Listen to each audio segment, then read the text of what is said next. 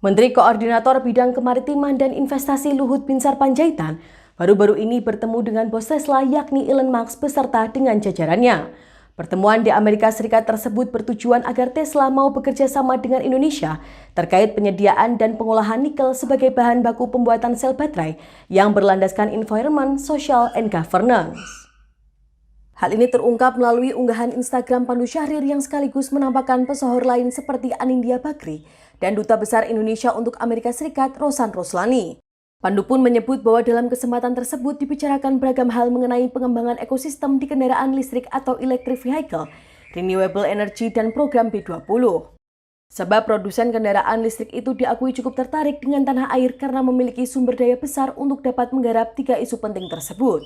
Ia mengatakan Elon sangat semangat membicarakan Indonesia dan kemajuan industri nikel dan electric vehicle di Indonesia. Ia berharap semoga dengan pertemuan ini dapat membawa lebih banyak lagi investasi high teknologi ke Indonesia dan Indonesia bisa menjadi bagian penting dari supply chain global electric vehicle industry. Hal serupa juga dinyatakan Anindya dalam unggahan Instagramnya.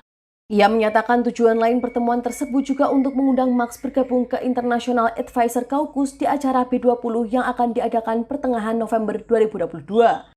Rencana Luhut masuk ekosistem kendaraan listrik memang bukan kabar baru. Sebelumnya PT TBS Energi Utama Tbk tahun lalu telah meluncurkan perusahaan bernama Elektrum, perusahaan patungan bersama Gojek. Pandu yang juga merupakan Wakil Direktur Utama TBS Energi mengungkapkan bila kedua perusahaan berencana investasi lebih dari $1 miliar Amerika Serikat di masa mendatang untuk pengembangan industri dan ekosistem motor listrik di dalam negeri. Adapun komunikasi bersama Tesla sendiri sebenarnya sudah sempat dilakukan.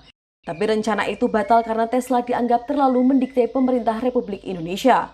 Saat itu Luhut mengingatkan bahwa Tesla harus mengikuti syarat dari pemerintah Indonesia jika ingin berinvestasi, bukan sebaliknya.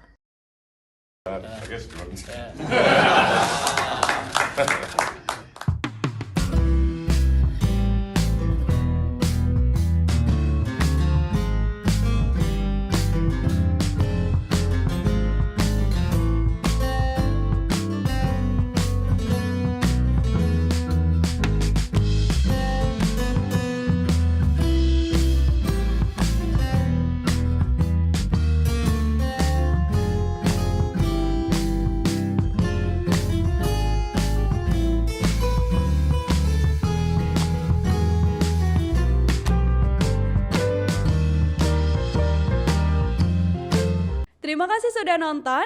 Jangan lupa like, subscribe, dan share ya.